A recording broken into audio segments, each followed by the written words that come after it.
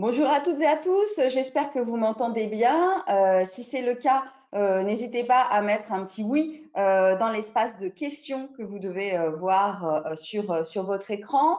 Alors, je vais commencer cette séance déjà en vous remerciant très chaleureusement de prendre sur votre temps, hein, un temps qui est compté en cette saison. Certains d'entre vous m'ont dit qu'il faudra faire ces sessions-là plus tôt les prochaines fois dans l'année. Et évidemment, c'est une expérimentation cette année, donc on essaiera de s'améliorer. Mais on pensait que c'était très important de vous proposer dès cette année ces sessions de sensibilisation au biais de genre. Alors, votre présence ce matin à une heure précoce est déjà à elle seule un élément positif parce que ça indique, je pense, que la question des biais de genre vous préoccupe et en fait, vous allez voir en écoutant notre collègue Charlotte Jacquemot que c'est la première condition pour que les choses s'améliorent. La deuxième personne que je voudrais remercier, évidemment, très vivement, parce qu'elle a assuré énormément de sessions cette semaine et c'est pas encore tout à fait fini, c'est Charlotte Jacquemot, notre collègue, chercheuse en sciences cognitives et directrice du département d'études cognitives de l'ENSPSL et aussi référente égalité de notre école, l'ENSPSL, ce qui fait que tout au long de l'année, elle mène de multiples actions en faveur de l'égalité homme-femme ou de la réduction des inégalités entre hommes et femmes dans notre institution. Et du coup, elle peut s'appuyer à la fois sur une connaissance de chercheuse, théorique, scientifique, des travaux qui ont été menés sur ces questions et aussi sur une riche expérience de terrain qu'elle va pouvoir partager avec vous ce matin. Alors j'en profite aussi pour préciser que l'engagement de Charlotte fait qu'elle a répondu immédiatement positivement à notre invitation à faire ces sessions de sensibilisation pour cette année, mais que c'est un projet qui a été développé collectivement avec les 3 autres ENS et que dans les années qui viennent, j'espère qu'elle ne sera pas seule, d'ailleurs on a déjà des collègues des autres ENS qui se sont manifestés pour faire d'autres sessions de formation parce que nos 4 écoles partagent vraiment le souhait d'agir en faveur de l'égalité des chances des hommes et des femmes, et de toutes les égalités des chances d'ailleurs. Pour introduire cette séance, alors qui rassemble en théorie plutôt des membres de jury des concours lettres, mais bon, dans toutes les sessions, il y a eu un mélange de disciplines, et c'est très bien comme ça aussi. Vous êtes toutes et tous les bienvenus. Je vais commencer par rappeler quelques chiffres qui vous permettront de comprendre que la question de la place des femmes dans les concours n'est pas seulement une question qui concerne les disciplines pour lesquelles c'est le plus médiatisé, les mathématiques, la physique ou l'informatique. Dans ces disciplines, le problème est profond, ancien, et ça fait aussi que la question de la place des femmes dans les concours, mais aussi dans l'ensemble de la vie de ces disciplines, a donné lieu à énormément de travaux. Du coup, Charlotte parlera plus de travaux qui ont été faits dans des domaines de sciences dites dures, mais je pense que les conclusions de ces travaux peuvent être instructives pour tout le monde. Alors, pour vous montrer oui, à quel point nous sommes concernés, je vais citer donc des chiffres et Charlotte reviendra plus généralement sur des chiffres concernant toutes les ENS, mais moi je suis directrice adjointe de l'ENSPSL, donc je donne les chiffres de notre école qui sont préoccupants. En 2024, il y avait dans nos concours littéraires 66% de candidates, 54% de femmes admissibles et 42% d'admises. Et c'est un résultat qui se dégrade d'année en année depuis quelque temps. Si on regarde le détail des chiffres, on s'aperçoit que les pertes de candidates sont plus marquées encore dans le concours BL, sciences sociales et mathématiques, que dans le concours AL, qui comporte en tronc commun des lettres classiques. En AL, en 2024, on a eu 67,8% de femmes parmi les candidats, 55% de femmes admissibles et 46% parmi les admises. Donc on en perd de l'ordre de 10% à chaque étape. En BL, on a eu 63,5% de femmes parmi les candidates en 2024, toujours 49,2% sont allées à l'oral et il n'en est resté que 28% à la fin des oraux. Donc c'est vraiment très peu. Tout ça fait que même si on reste sur des proportions supérieures à ce qu'elles peuvent être dans certaines disciplines scientifiques, on a désormais 42% de femmes intégrées par les concours CPGE contre 57% en 2019. Et en lettres, la seule très bonne année pour les femmes dans ces dernières années a été l'année 2020, celle du Covid, où il n'y avait pas d'euros. Il y avait alors 69% de femmes candidates contre 70% l'année précédente et elles avaient été 65% à intégrer contre 57% l'année précédente. Alors, les causes des contre-performances des femmes dans les différentes étapes du concours sont évidemment multiples, complexes, et il n'est pas du tout du ressort des jurys d'agir sur l'ensemble de ces causes, hein. Nous le savons bien et nous ne sommes pas là pour vous faire des reproches. Ce que nous souhaitons avec cette sensibilisation, c'est que chacun et chacune d'entre vous profite de ce petit moment pour réfléchir aux manières qui peuvent nous éviter d'ajouter à des inégalités qui ne dépendent absolument pas de nous et de vous, des inégalités qui pourraient, si on n'y fait pas attention, dépendre de nous et qui peuvent agir de manière inconsciente, et ce qu'on soit un homme ou une femme, hein. Les biais de genre nous concernent toutes et tous. Alors, je ne serai pas plus longue pour cette introduction, sinon pour vous dire que vous pouvez poser des questions dans l'espace questions que certains d'entre vous, et je les en remercie, ont utilisé déjà pour me dire qu'ils entendaient bien, à la fin de la présentation, et il suffit de dire « je souhaiterais poser une question » et on vous donnera la parole pour que vous puissiez poser cette question en direct à Charlotte Jacquemot. Vous aurez la possibilité d'ouvrir votre micro. Par contre, je vous déconseille de lever la main pendant qu'elle parle, parce que la levée de main est temporaire, donc après, on risque d'oublier que vous avez souhaité poser une question. Voilà, je pense que j'ai rappelé un petit peu toutes les règles de fonctionnement, et donc sans plus attendre, je laisse maintenant la parole à Charlotte Jacquemot en la remerciant à nouveau très vivement. Un grand merci Valérie pour cette introduction. Bonjour à toutes et bonjour à tous. Donc, comme l'a dit Valérie Tess, je suis chercheuse en sciences cognitives et moi je m'intéresse à comprendre le comportement des êtres humains, comprendre comment le cerveau fonctionne et comment la culture ou des normes sociales vont pouvoir influencer les performances dans la vie quotidienne et dans certaines tâches. Voilà, donc c'est ce matin la question des biais de genre et des stéréotypes qu'on va se poser ensemble.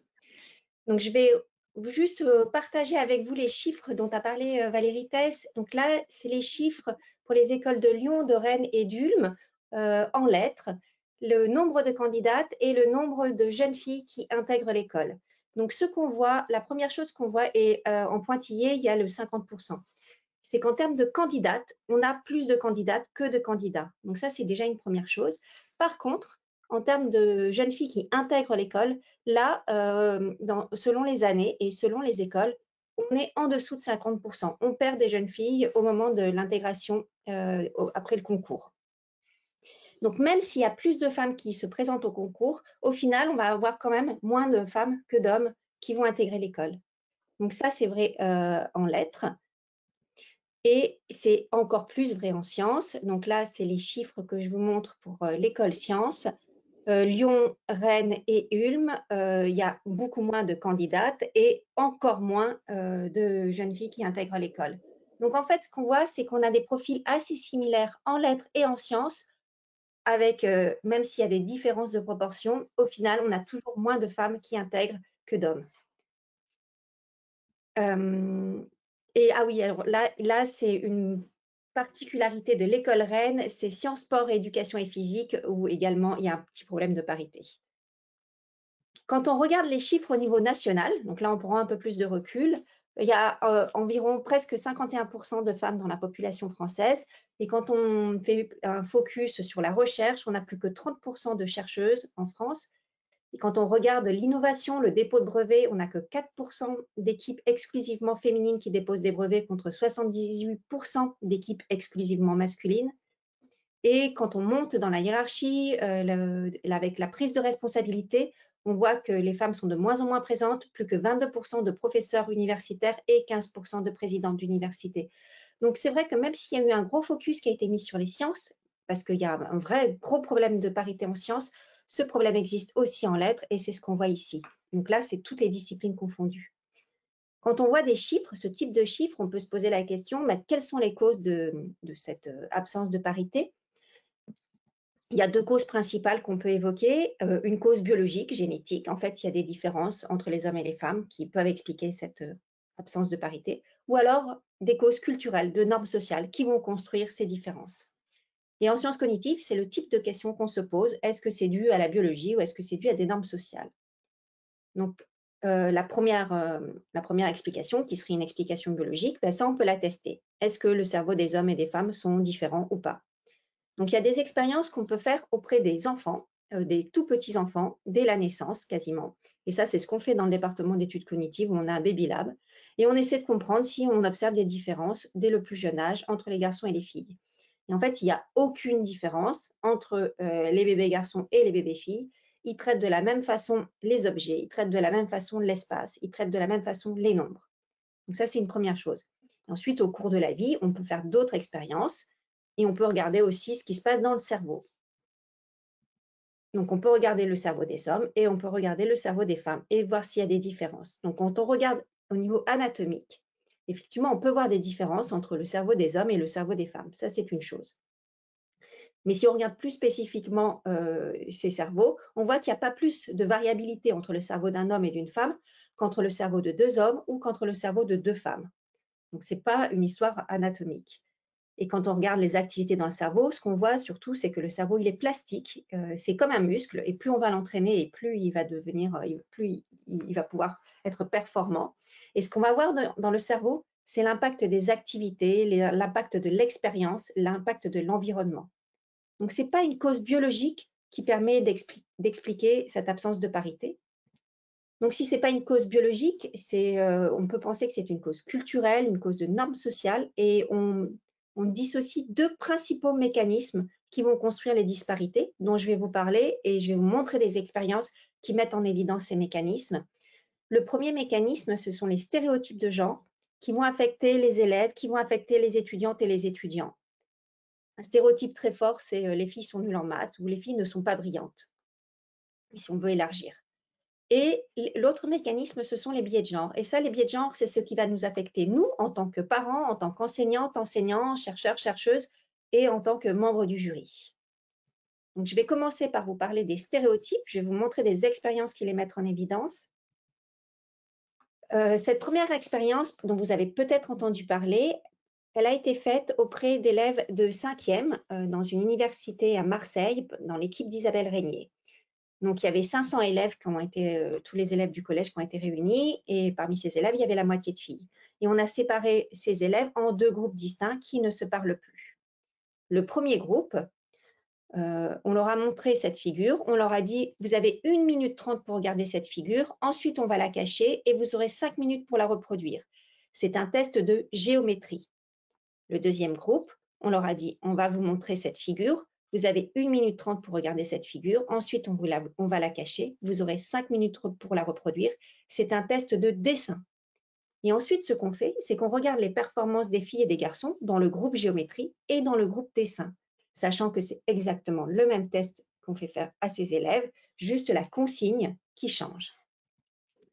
Donc, ici sont les résultats. Là, c'est le score. Plus c'est haut et mieux c'est. Plus on est performant. En vert, ce sont les garçons. En orange, c'est les filles, et ça, c'est le code couleur que j'utilise dans toute cette présentation. Dans le groupe géométrie, ce qu'on voit, c'est que les garçons sont meilleurs que les filles. Par contre, dans le groupe dessin, les filles sont meilleures que les garçons. Donc, on a ici la seule évocation d'une discipline, géométrie ou dessin, va avoir une influence sur les performances. Je répète, c'est exactement le même test que font les élèves. Et ici, ce qu'on voit, c'est vraiment l'expression des stéréotypes, ce qu'on appelle la menace du stéréotype. En géométrie, les filles, on leur a dit depuis qu'elles étaient toutes petites qu'elles n'étaient pas bonnes en maths, et effectivement, elles vont avoir des performances moins bonnes. Par contre, ici en dessin, on a dit aux garçons qu'ils n'étaient pas bons en dessin, et ils vont avoir des performances moins bonnes. Ici, donc, ce résultat, il diffère uniquement par rapport à la consigne. Il y a d'autres tests qui ont évalué l'effet de cette consigne. Donc ça, c'est des tests qui ont été faits plutôt dans les matières scientifiques. Là, on prend des étudiantes et des étudiants. On leur dit c'est un test qui est, on leur fait passer, en fait, on ne leur dit pas. C'est un test qui est très difficile en maths qu'on leur fait passer. Et pareil, on les sépare en deux groupes qui ne se parlent pas. Il y a un groupe à qui on dit ça, c'est un test où d'habitude, on observe des différences entre les hommes et les femmes. Et l'autre groupe, on leur dit ça, c'est un test où on n'observe pas de différence entre les hommes et les femmes. Et c'est exactement le même test. Ce qu'on voit ici, donc plus c'est haut et mieux c'est que dans le groupe à qui on a dit on observe des différences entre les hommes et les hommes vont être meilleurs que les femmes, alors que dans le groupe où on a dit on n'observe pas de différence, il ne va pas y avoir de différence. Donc on voit ici qu'on a vraiment un effet de la consigne très fort sur l'évocation des stéréotypes, sur cette menace du stéréotype. Comment ça marche au niveau du cerveau, au niveau cognitif? Qu'est-ce qui fait qu'on va agir sur les performances? Il faut savoir que quand on fait un test, quand on fait une évaluation, un examen ou quand on est dans la vie quotidienne, pour réussir ce qu'on fait, on va mobiliser des ressources cognitives. Les ressources cognitives, c'est des ressources qui sont des ressources exécutives. Ce sont des ressources qui sont dans le cerveau qui permettent à la fois l'inhibition, la flexibilité entre deux tâches, la mémoire de travail et l'attention.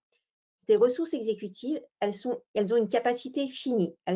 C'est vraiment une capacité très limitée. Elles peuvent traiter qu'une quantité d'informations en un temps donné limité. Et par contre, c'est très efficace. Quand on est dans un cadre de menace du stéréotype, par exemple, les filles ne sont pas brillantes, on a un stress.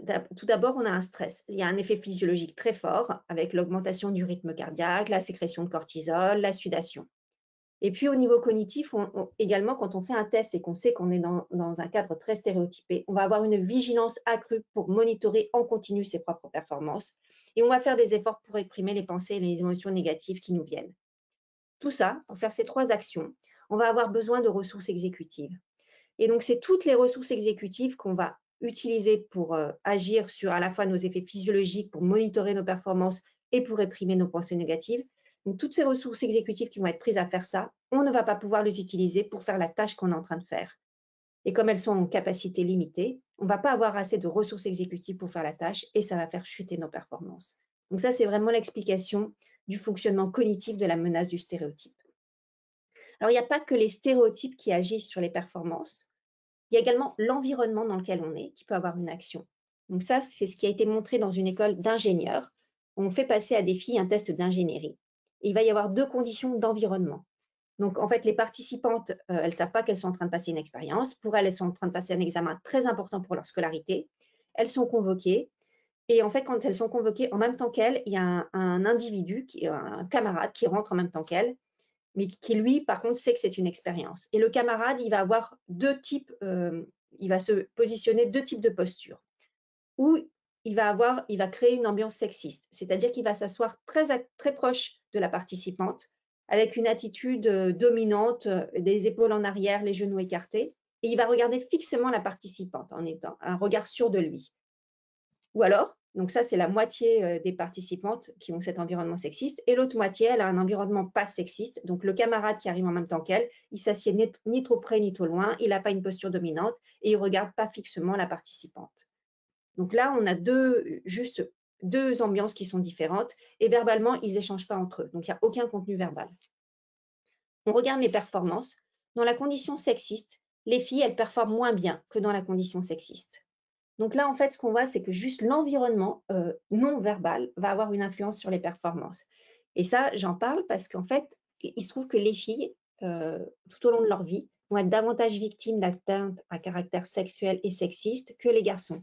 Donc au lycée, on a 14% des filles qui rapportent des comportements déplacés à caractère sexuel contre 3% des garçons. À l'université, et l'université, c'est aussi les CPGE, on a 32% des filles qui rapportent ce type de comportement contre 18% des garçons et 10% des filles qui rapportent avoir été victimes de viol ou de tentatives de viol contre 3% des garçons. Donc l'environnement pour les filles et les garçons n'est pas le même pendant la scolarité. Et d'ailleurs, quand on regarde les chiffres et quand on interroge les filles et les garçons, les 15-24 ans, on voit que le ressenti est différent. Pour 94% des femmes, il est difficile d'être une femme, alors que pour 44% des hommes, il est difficile d'être un homme. Donc ça, c'est les stéréotypes et l'effet de l'environnement sur les compétences, les performances plutôt des élèves et des étudiantes et des étudiants. Et il y a un autre mécanisme qui va induire cette absence de parité, ce sont les biais de genre. Donc ça, les biais de genre, ils nous affectent tous et toutes. Alors, on peut les évaluer, on peut les tester. Donc là, par exemple, c'est une expérience qui a été faite auprès de professeurs de biologie, de chimie et de physique qui devaient recruter quelqu'un pour travailler dans leur équipe. Et ils ont reçu un CV. La moitié de ces professeurs ont reçu un CV qui contenait le nom de Jennifer et l'autre moitié, il y avait le nom de John. Le CV était exactement le même, la seule différence, c'était le prénom qui était sur le CV. Et on leur a demandé, eh bien évidemment, ils ne savaient pas que l'autre moitié avait reçu un CV avec un prénom différent. On leur a demandé d'évaluer sur une échelle de 1 à 7 différents critères.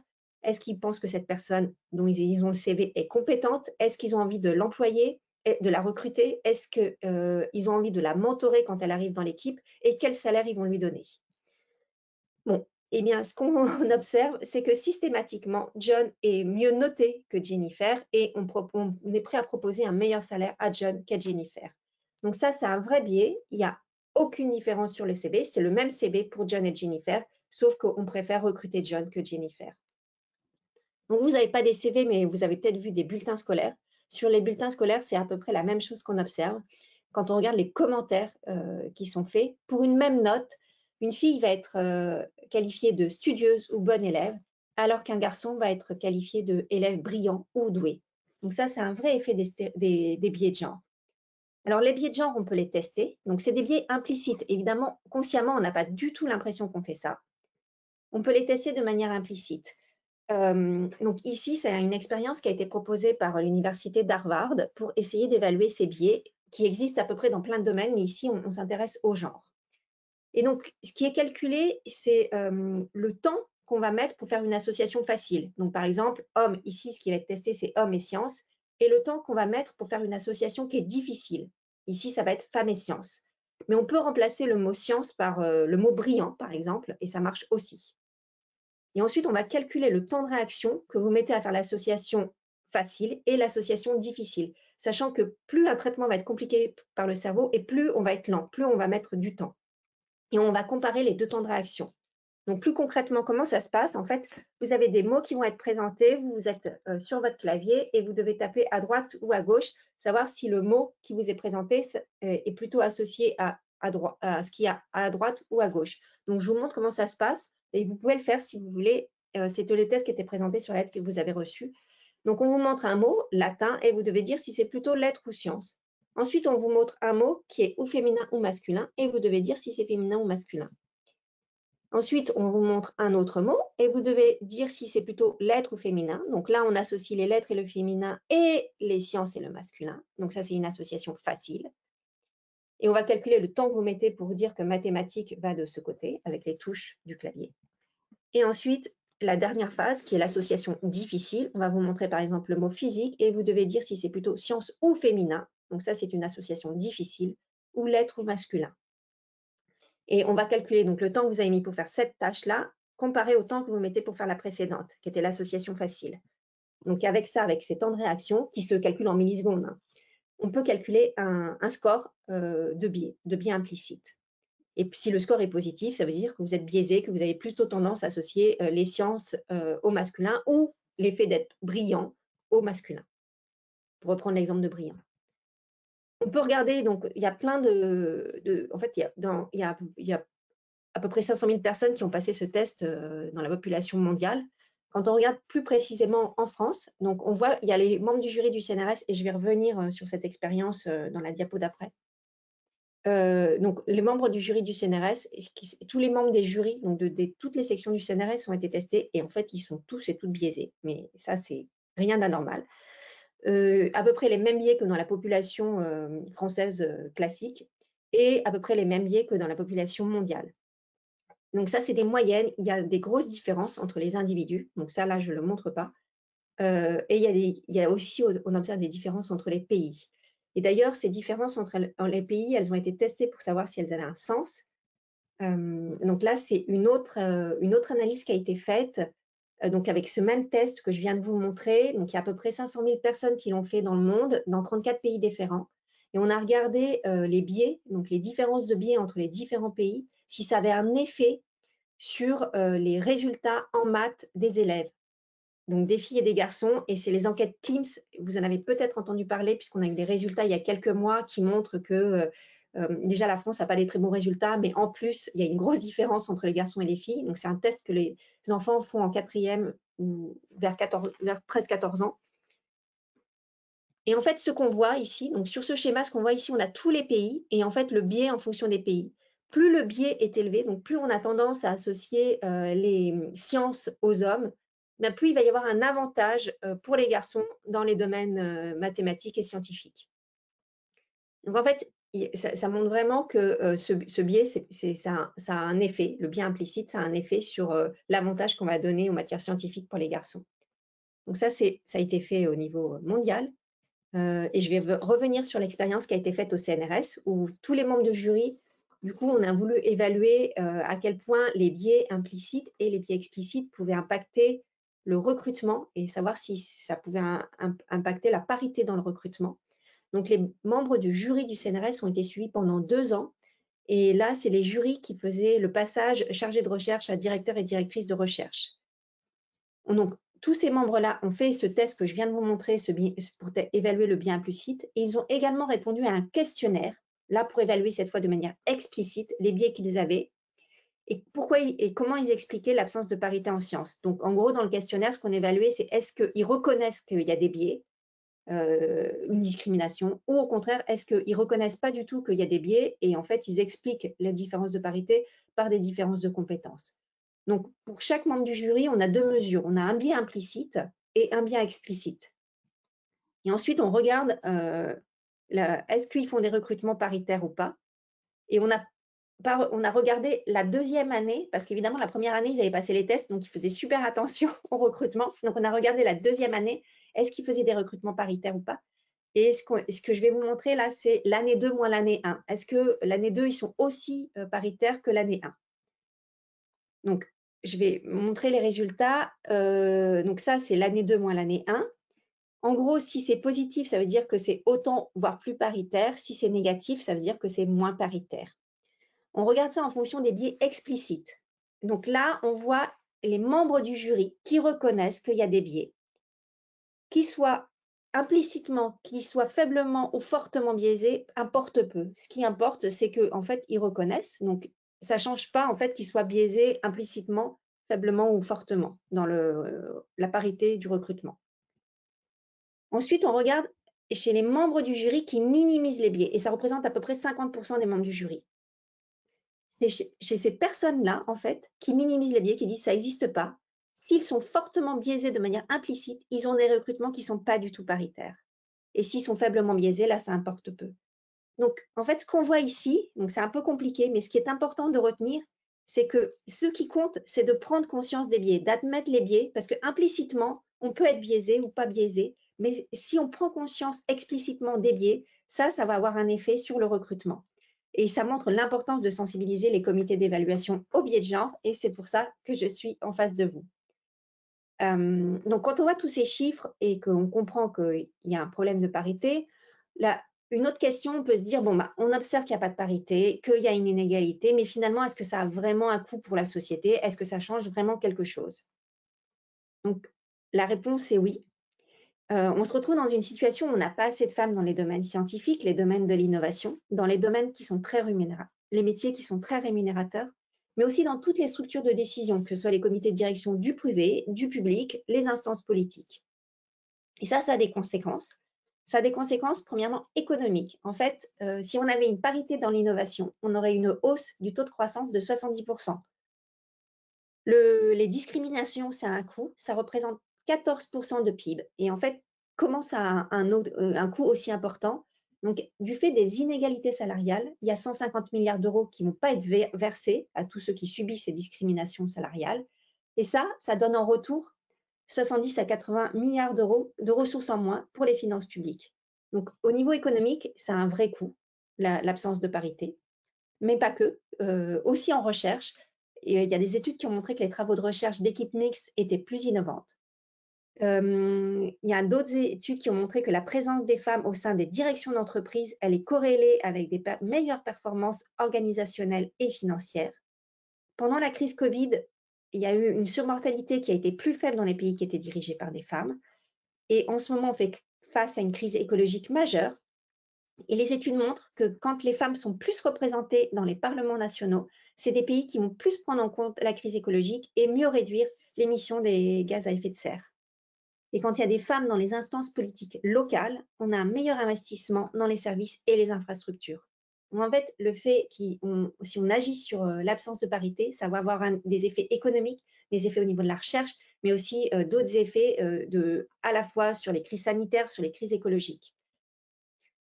Il y a d'autres effets qu'on oublie aussi parfois, c'est la façon dont on éduque les garçons, avec des injonctions très fortes à la virilité, aux performances et à la réussite. On leur apprend à ne pas montrer leurs émotions, pas montrer leurs sentiments, et à s'orienter vers des carrières scientifiques ou des carrières rémunératrices, cet idéal normatif de puissance, de force à travers lequel on va éduquer les garçons, ça a un coût aussi. Alors, premièrement, un coût humain. Entre 15 et 34 ans, le suicide, c'est la première cause de mortalité des jeunes et 75% des personnes qui se suicident sont des hommes.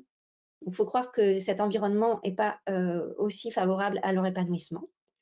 Et ensuite, il y a le coût de la virilité qui est évalué à 95 milliards d'euros par an. Les hommes, c'est 96% de la population carcérale, 83% des mises en cause. Ça a des coûts directs pour l'État, le contribuable, en justice, en force de santé, en force de l'ordre et en santé. Mais ça a aussi des coûts indirects en perte de productivité, en traumatisme physique et psychologique des victimes, etc. Donc, on a vraiment tous et tout intérêt à avoir une autre société plus égalitaire, plus paritaire, pour le bien-être de tout le monde. Alors, bon, là, on ne va pas changer le monde. Vous allez devoir recruter des candidats, un jury lettres ou peut-être sciences. Concrètement, qu'est-ce que vous pouvez faire? Donc, comme je vous l'ai montré, la première chose qui est super importante, c'est de prendre conscience de l'existence de ces biais. On est tous et toutes concernés. Les biais, ils sont implicites, on n'en a pas conscience. Mais en fait, le fait d'en prendre conscience, on peut modifier ces biais, on peut agir là-dessus. Et bien sûr, pour être le plus neutre possible, il faut évaluer les critères d'évaluation des candidats et leur importance relative avant de les examiner.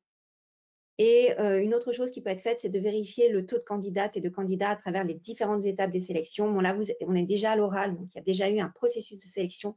Mais ça, c'est une bonne conduite à suivre quand on veut vraiment évaluer l'évolution de la parité au cours d'un recrutement. Voilà, je vous remercie pour votre attention et je suis tout à fait prête à répondre aux questions, aux remarques que vous pourriez avoir.